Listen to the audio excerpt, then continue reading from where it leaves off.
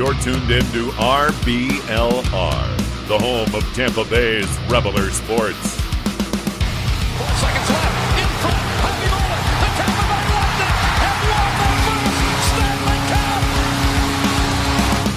And the Tampa Bay Lightning have won the Stanley Cup. Lightning strikes twice. The Tampa Bay Lightning win their second straight Stanley Cup.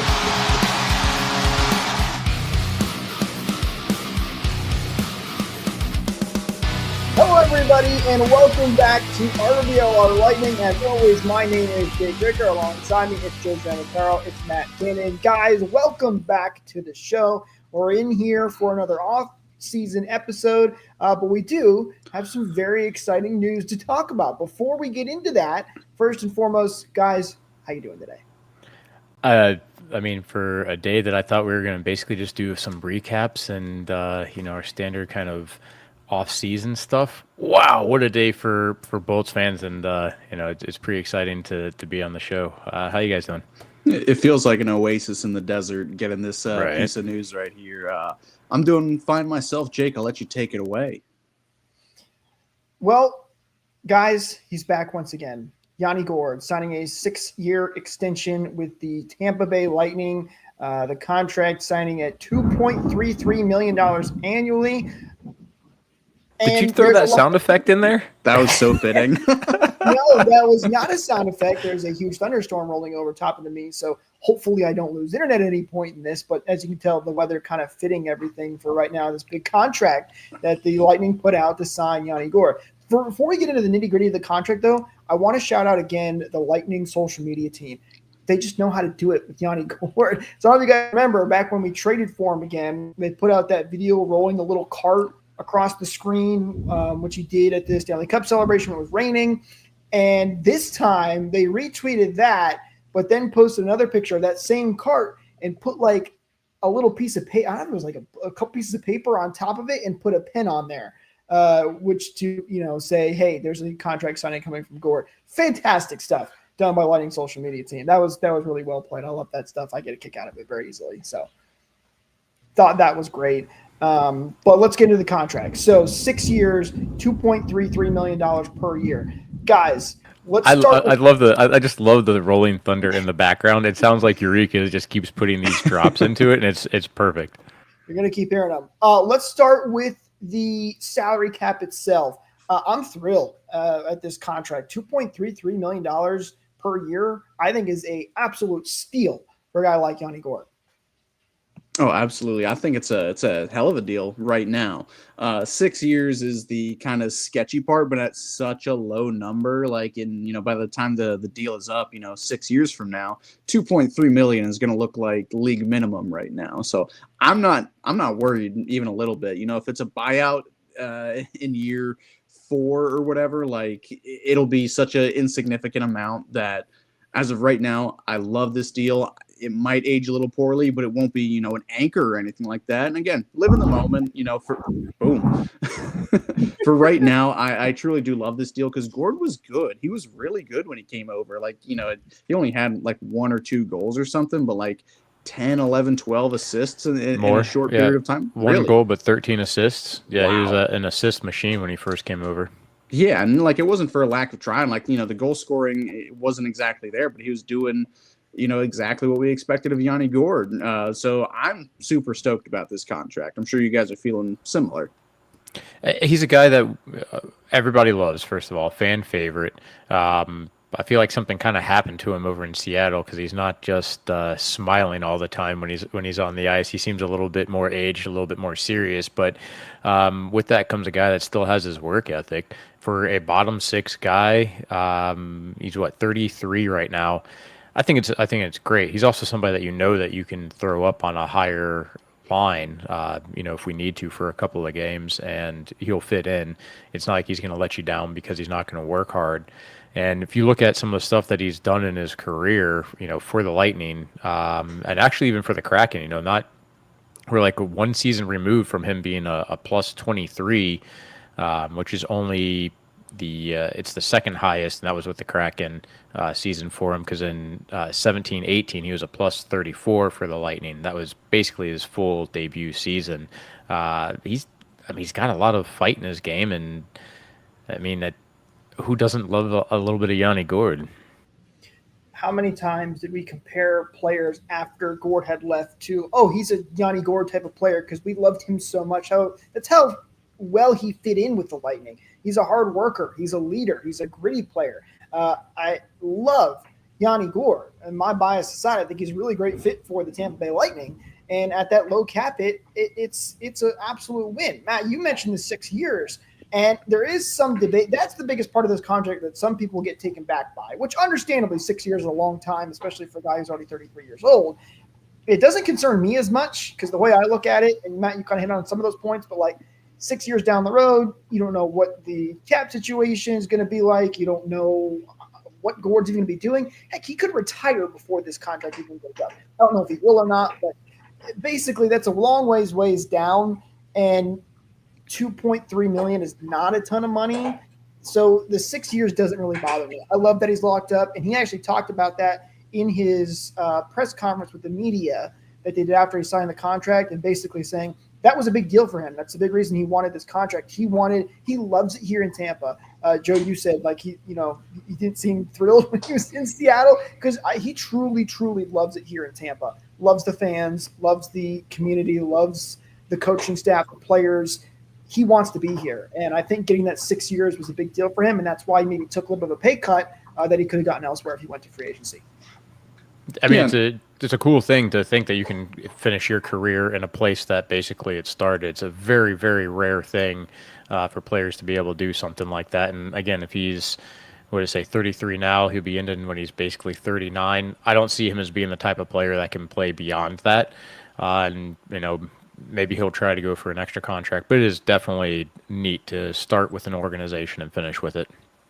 Yeah, absolutely. And, his time in Seattle, he was there for 3 years or something. Like, he's such a gamer. Like, he never, of course, his heart belongs in Tampa. This is where he won his cups, and this is where he, most likely will retire. But he was beloved in Seattle, too. Like, he wasn't just a fan favorite here in Tampa. Like, there were people calling for him to be the captain there. Like, he was, a franchise face of that team. It wasn't exactly star-studded or anything, but Yanni just touches so many hearts because of the way he plays and the person he is. And he's versatile enough that, yeah, he can play in the year, 5, maybe even 6 of this contract. I'm not expecting that to happen, but, in these later years, if he ends up as the fourth line center or something like that, making such a ridiculously low amount, especially years later, if the cap continues to jump like it is, this is a steal of a deal. One of my buddies, I think it was in 2001, actually named his dog Yanni after Yanni Gourde. So when he left, he was very, very upset. Now that he's back, that's great. He really likes it. My sister is a huge Yanni Gourde fan. She was furious when he left and went to Seattle. So I know there's a lot of Lightning fans that have those similar feelings. I love Gourde, and they're very happy he's not only back but now extended for 6 years. A couple of the quotes from him in that press conference, Gourde said, "I'm so happy to continue my journey as a member of the Lightning, but also the term was a big factor. I'm very happy and excited for the future. It was definitely an exciting last few days." And continuing on that term part, he says, "I love Tampa. I want to stay in Tampa for a long time, so that was the biggest thing for me, getting some term and being able to stay and play in Tampa for the remaining years of my career." So yeah, he's thrilled to be here. He's excited to be here. Lightning fans are excited to have him. I think the biggest part of this contract too is that I think you get him at a great deal now, like specifically looking at it right now. And as we all know, even though the cap is jumping up and there's going to be some changes, this helps the Lightning out a lot. They're always up against the cap. I think there's a couple other pieces that they could use, and they're in a good spot, generally speaking, than they have been in the last couple of years. So this solidifies that bottom 6 or low top 6, wherever you want to end up placing him, and it gives you more flexibility to work with when it comes to the cap space. Yeah, and again, we saw him playing first line minutes too, in some games. I don't think he did any in the playoffs or anything, but he was playing with, Kucherov and Point or Kucherov and Gensel. Like, he is that versatile of a guy. Perfect time to put in drop in the latest comment. That really says here he played on every single line. He did. He's a versatile player. Perfect. Yeah, I did look over the cap that we have. Oh, quick question too. Are there any clauses in the contract? I only know the term and amount, but Yes, are there any clauses? There is a full no trade clause, which Okay. These things are very often handed out from JBB, and it's Yeah. also something you do to a player who wants to stay here and will sign a long-term contract to get that cap down. So not surprised, but yes, there's a full clause. And no trade clauses are only so ironclad. Like if you really want to trade a player, they might waive it. But he totally could have earned more money, like overall, if he decided to, hit the market. A team desperate, needs a third line center, something like that. I'm sure he could have gotten more money elsewhere too. So I will call this a bit of a discount, a bit of a budget deal for us as well. So I am very, very happy with where we are. It's because we don't have the same state income tax that we're able to do things like that and steal players away from other much more respectable organizations, especially that are above the USA borderline, that rightfully deserve all the best players at discount rates, It's ridiculous, Joe, and the NHL needs to amend the rules to take that. I mean, look at the Florida's won in the Stanley Cup Finals the last 6 years. It's just, clearly cheating. It's just not fair. Bunch of whiners, man. Get over it. Just have a better organization. All right, so moving back towards Gourde here, though. Looking at his stats, last year he did miss a few games because he had an injury. Hopefully he's not injury prone, and that's not something that's going to be recurring. He only played 57 games. He had 7 goals in those 57 games, which is the fewest he's had in a season since basically 2016-17, where he played a total of 20 games and had 6 goals in those 20 games. So by the numbers, he's definitely on a decline from productivity, but maybe we can see a little bit of a resurgence as he gets a full season with the Lightning and bounce back, because they're going to put a bunch of really fast young guys around him that need someone that's been there before. And I mean, it's weird to say at this point that Yanni Gourde is a veteran player, because I've always looked at him as a kid. But he's not. He's not a kid. He's been playing in the league for almost 10 years now, and he can really be, and he's won 2 cups. He can be a really good influence on some of the talent that we have coming in. Oh, absolutely. He's always been a leader in the locker room. Players will tell you, like, he's not just the energy guy on the ice too. Like, he's a big part of the locker room. I don't know if I'd call him like a mentor or anything like that, but you are a veteran, a veteran with the organization as well. So like, your way around, everybody. So he could be a good fatherly figure to, some new guys coming in. It could be. It's hilarious to think of Yanni Gourde as being a fatherly figure. Just, thinking of him with his like little boyish smile that he has when he first came into the league. Man, we're getting old. I don't even think of him as a fatherly figure. I would say I would see him like as the mama bear in a line with the young players, and you mess with our young guys, he's going to come at you. I like it. Oh yeah, that's kind of the way I see it. And he certainly has the work ethic on the ice to set a good example. I could very easily see him on a line and doing really well with Gage Gonsalves, maybe. That could be a good combo there. We already know he plays extremely well with guys like Anthony Cirelli. There's even Brandon Hagel. Those 2 guys coming at you at full force. That would not be a fun combination to deal with in the opposing team. There's a lot of, again, the versatility for Yanni Gourde. Joe, you mentioned about some of his stats, and I know early on when he first came back to the Bolts, really just the whole end of the season, he only had the 1 goal, so he wasn't scoring as much, but he's putting up a lot of points. He had 13 assists at the end of the season there, which, funny enough, was more assists than he had in Seattle. He had 14 points. In Seattle, he had 17 in last year, so he was right there. Oh, yeah, he was snake bitten. Like, among the first, I guess the only goal that he did score was like just a rebound that he crashed the net like he usually does and put it, if I'm not mistaken, in on his backhand. But again, looking at these stats, his shot percentage was 2.9% when he joined. That is really, really low. So it means that he definitely was taking some shots. He took 35 shots, but they just were getting eaten up, and he was snake bit there for quite a while. But it's one of those things too. If you're able to take the shots, eventually they will go in for you, and it's much more worrisome if you're not getting into the good areas. And that's not something you got to worry about with Gourde. It just wasn't working out, kind of like it didn't work out in the later half of the season for quite a few guys on the team. 2% shooting percentage is as unsustainable as like a 35% shooting percentage. You have to imagine that number will come up too.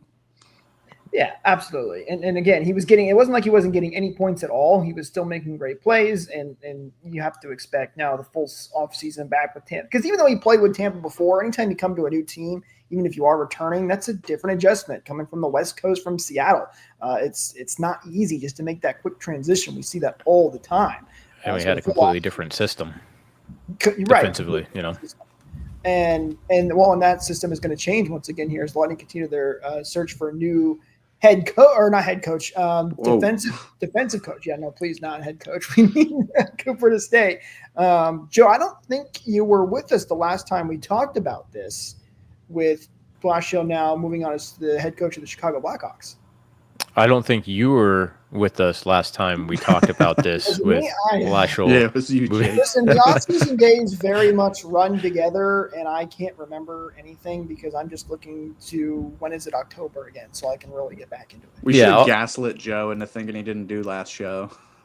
Yeah, like it was all just a dream. I mean, you probably been able to pull it off too. No, I mean, having Blashill gone, as we were discussing in the last show, which you can find if you subscribe to the YouTube page and look at previous episodes. We don't know what it's going to look like for next season. All we can do is basically guarantee that there's going to be a change, especially because Cooper isn't an X's and O's guy. He's going to rely on that assistant coach to create the defensive scheme for the team. And that means that there's probably going to be another little bit of a, what would you call it, learning period, grace period to figure out what this new system is going to look like at the full speed of the regular NHL season. If you guys could pluck any Bolts alumni player to be the new assistant head coach, who would you choose? This is the defense coach, so take that. That's a good question. I have my answer. First of all, one, because of vibes, I think he'd be the best assistant coach ever, and also because he was a great defenseman. Why do I know? No, it's not Zach Bogosian. That's why exactly. Maybe my second favorite obscure defenseman that only had a cup of coffee with Tampa, but Dan Girardi. I would love to see him behind the bench. I think he's a great vibes guy, and I just want him back in Tampa. I love him so much. I could understand that working. I mean, say if you want a great vibes guy, I wouldn't mind having Andre Waugh at least doing some broadcast commentary to bring someone back in. But that is a good question of if there is a former player who you'd want to bring back into that, because it brings up a lot of things beyond just what they did on the ice, but their intelligence, which sometimes doesn't necessarily translate, especially in their later years. You can be really smart but not be able to pull it off anymore. Matthias Oland, I think, was pretty crucial to helping Hedman get better as a defensive defenseman. And not that he'd be necessarily a good coach, but, it's kind of triggered that coming to mind as somebody that helped the learning process. We need Victor to get all the defense back in him, too. So I'll go with Braden Coburn. He's doing announcing. Still in the area. But still in the area. I could see that working potentially. Kevin Shattenkirk, maybe another one as well. Former defenseman that has a lot of experience. No, yeah. Joe doesn't like that one. All right, Pinch at the blue line and take the shot. Yeah, we'll stick with Braden Coburn for my answer then for now. That's a good one though. Question here from Beverly. She's asking, do we keep Sherry for his last year? Well, it's it's probably a very interesting question because respectfully, as opposed to what, if you have a chance to comment in, like, what are the other options? You saying like buy out his last year? I mean, he's already buried. Well, I kind of forgot. Does he stay down in the AHL or does he just come back up to the full team? I think that's be my guess. I don't know. I think it's also dependent on what happens in the offseason here. What's JV going to do? He's got about $3.4 million of cap space to work with. Technically, they have a full lineup as of right now, but you do have guys like Cam Atkinson, Luke Glendening, Gage Gonsalves, and Nick Perbix that do not have contracts. So I will say, unless he's traded or bought out, which I don't think either of them are real possibilities, there's absolutely no way that you don't invite him to camp. if for no other reason than to light a fire under the asses of some of the younger guys to know that they have to really fight for a spot. And, I've been hoping for Sherry to surprise us for literally every single season he's been part of the team. But, maybe he surprises us at the start of the season and does what we all hope he was going to do from the beginning. That would sure be a surprise. You never know. You never know. Man, I'm still disappointed. I was very high on Connor Sherry and just did not work out. So didn't you have a crazy prediction for him, like 30 goals or something? I did. Why do you really have to bring that up, Matt?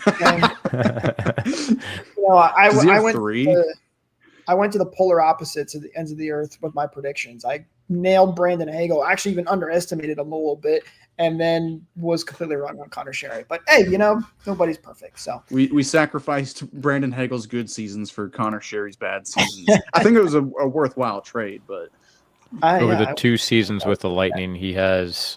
Wait, hold on. Oh, almost. He's got a total of 15 points, 4 goals, 11 assists. I was gonna say Yanni Gourde almost has the same number of points in the. Yeah. It's comparable in a fraction of the time, which is sad. Hopefully he bounces back and maybe has a great year and surprises us, like you were saying, Joe. That would be great. But we'll have to wait and see. And again, I think a large part of this depends on the offseason. And there's just so many questions right now. We don't know what JB is going to do. He's got a limited cap space. Again, even though the cap did jump up, we're still up against it and dealing with that just because we have so many great players and so many they've been winning for so long. That's what happens when you do all that success, which, by the way, is going to be interesting to watch what happens to the Florida Panthers here because they've now made it to 3 Stanley Cup finals, and they're going to start running into some of the same issues that the Lightning ran into when it comes to all that. So, they're in a better position than we were. At least the cap is going up every year. We had to deal with 4 straight years of a flat cap. I mean, the team got neutered because of that. Like, hold on, you want to. Yeah, you want to complain about the state tax? What about what's happened to the Lightning? Every time they win a Stanley Cup, they get screwed by the cap. It happened in 03-04, and it happened again when we won. Like, you want to talk about stacking the deck against the team? Jeez, yeah. I mean, that's way worse. Yeah, no, you're 100% right, and it's unfortunate, but what are you going to do? And they're still paying the price for it even now as the cap slowly jumps back up to where it should have been those years ago, but unfortunately, that's the way it goes. So, what do you? I'm going to ask you a question. I'm not sure if you guys know the answer to. On Puckpedia, it says we've got about $3.5 million of cap space. Does that take into account the UFAs that we have? Perbix, Glendening, and Atkinson. I think those are all of them. I don't think so. I'm pretty sure that is our cap space. I could be wrong though. I'm still learning Puckpedia. It's not like cap friendly, so. Because I know it's not, July 1st, like they're still technically under contract. So I'm not sure if it takes it into account. But right now, $3.5 million is not a whole lot to play with. It is the least amount of any team in the league right now. Yeah, I don't know. I'm pretty sure that's our cap space, if I'm not mistaken. Because if you look on Puckpedia, it shows guys like Cam Atkinson, Gonzalez without a contract. So my guess is that that's our cap space, which you're right. It's not a lot. I don't know what we'll see during the draft, where that's going to go. Did they make any trades? Unfortunately, this is the hardest thing to talk about because you just don't know. You don't know what JVB's planning on doing and how he's going to make those moves. Does he go out and trade the guy? Does he try to get them signed to keep contracts? There's a lot of questions. Anticipated season end cap hit. The projected cap hit is based on the current roster calculated by summing all cap hits of players currently counting towards the salary cap. It assumes current roster is in effect for the remainder of the season. So I believe that means that it's still looking at the exactly who you have signed. So it includes Perbix and Glendening and Atkinson. I believe that's what it's saying, but I could be reading it wrong I could be reading it wrong. And regardless, it gets you an extra $2 million at best, or maybe $3 million, I guess, but it's not a whole lot. Follow-up from Beverly here on her Sherry comment said no one would want him, ? I I mean, maybe there's a team out there that could maybe want him. We already waived him. Nobody wanted him. Waived him, and nobody picked him up there. So I doubt it, but things do change. Maybe there's a team at the deadline that's looking for a veteran player like him, but I think it's unlikely. If my team at the trade deadline acquired a player from the AHL, I'd be pretty upset. Hey, maybe the Sharks need a guy. Guys, I have the solution for our season, said no GM ever about Cherry. Oh, boy. Comment here from Daniel. Also have very few holes to fill. Large part of the roster is already set. Yes, for the most part, I do agree with that. I think there are a couple little things I'd like to see them improve on, especially on the back end when it comes to defense. But yes, for the most part, it's already pretty set. So we're in a good spot there. All right, let me jump back in here. I looked it up a little bit too slowly to address Beverly. Yeah, the team that could really use him and would really want him is the Crunch. He was their leading points getter by 8 points over the season. Again, a veteran presence, a guy that's been there before, somebody that I think can really help these younger guys figure out what they need in order to become better players. So I think he's in a great spot. And yeah, maybe he's being overpaid to be there, but maybe that's something that would be a good thing long term for talent development. Yeah, maybe Isaac Howard can learn a thing or two from him. Oh, wait. Too soon. Sorry. Yeah, we're still waiting to see the results of that and how it all plays out and whether he is going to be traded. We're 98% sure he is not going to be signing. So that's another thing we have to look out for this offseason. Again, a lot of just question marks. I do kind of feel like, though, I said before, there's not really a spot for him on this roster. It's not that big of a deal. It does feel like he would fit really nicely in on this roster right now as that little extra forward piece that you could sign for, obviously, a rookie deal. That is kind of a bummer. We'll see what they get for him when they trade him, but I am kind of a little bit annoyed about that. But there's really only one RFA that we need signed, and it's Gage Gonsalves. He's kind of the not the odd man out, but I'd like to see him tendered a contract sooner than later. If you guys were Julien Brisebois, what kind of contract do you offer Gage Gonsalves? Because, again, he's not exactly a young player. He's like 24 or something, but he had a really good season. Like, he made me such a believer. 8 years, no trade clause. It's a very JBB contract, actually. Exactly. That's why I said it. I hate playing the GM guessing game because I'm never anywhere close to what ends up happening. There's so many things in play that we're not privy to that it just seems like a shot in the dark. It's hard to say, Matt. My guess is it'll be like one of those quote unquote bridge contracts where, it's a couple mil, not a ton, maybe 3 years to give them a chance to kind of prove it. And then you get that big potential contract depending on how you play. That'd be my best guess, is some kind of bridge contract. What that exactly is, it's hard to say. Will it involve in a trade clause? Probably. Yeah, I'd probably offer him like a 3x3 or something. Like, I think, I don't know, is 3 a bit rich? Like, $3 million? That's, yeah. 3 might be a little high. He had 8 goals and 12 assists. Okay. I might have been buying a little too much into the Gonsalves stock, but again, me and Michael love him, so he's one of those, unconditional love players for me, and I have many of them. Good, and I think he's got a lot of potential, but I just think maybe it's around 1.5, 2-ish, 2 or 3 years. Maybe that's more of a guess that I don't know. Kind of like Joe said, it's so hard to predict and where it goes. Again, it also depends on like the market. Where do these other players sign? What are they signing for? What's the value of some of these players? But I guess it'd be around that area, 1 2 million, somewhere in that budget. But hopefully it'll be a good deal nonetheless. We know JBB is, for the most part, really good when it comes to that contract negotiation stuff, and has worked the lighting into some really good spots in signing all these players and what he's already done with this team in winning the back-to-back Stanley Cups and, of course, making it to 3 straight finals. So we'll see how that all plays out. I need to quickly talk about, too, Anthony Cirelli. Did I leave out? Am I here? You're still here. We can hear you, but your video's cutting out a bit. Oh, boy. The weather's getting the best of me then.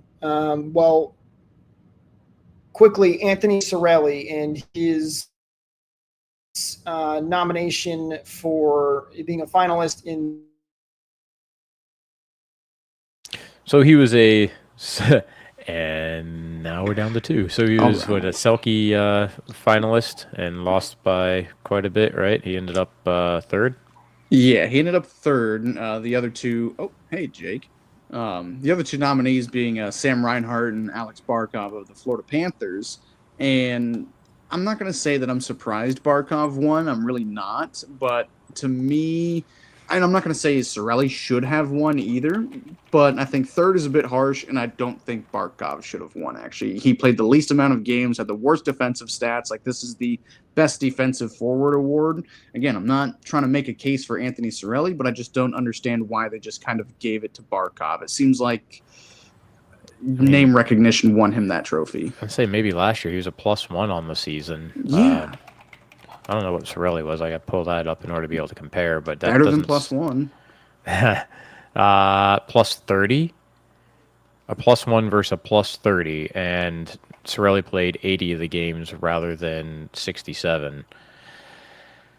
I don't know, man. I don't know how they justify this one. Yeah, I'm a big fan of your best ability is availability, and 80 is more than 67. Again, I'm not trying to make the case against Sam Reinhart, who I thought had a really good, defensive season. I think he might have led the league with shorthanded goals or points, which Cirelli was really high up there as well, too.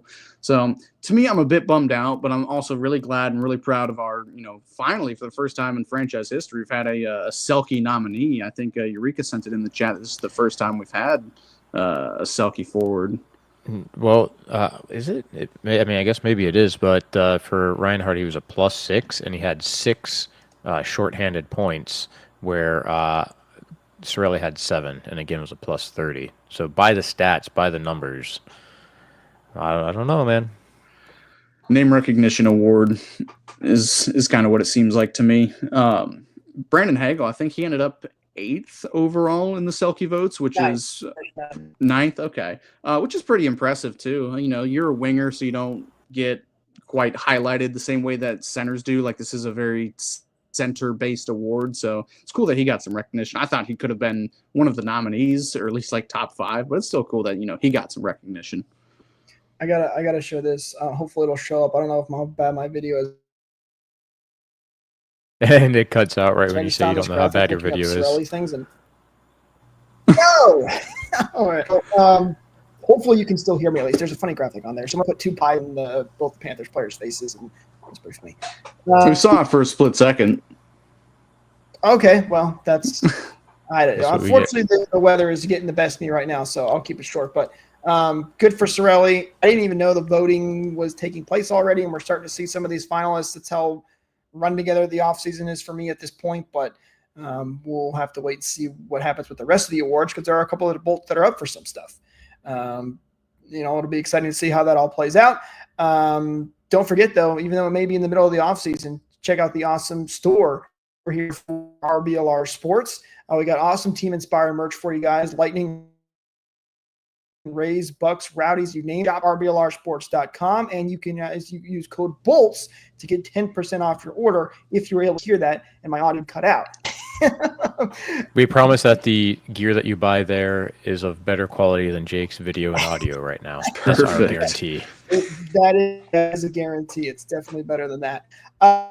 Guys, I think do it for us in this episode. Thank you so much to everybody who's been tuning in. Don't forget to like and subscribe. Drop a comment down below. Make sure you follow us on social media at RBLR Sports so you don't miss our future off-season content. And with that said, we'll talk to you guys in the next one. Go Bolts!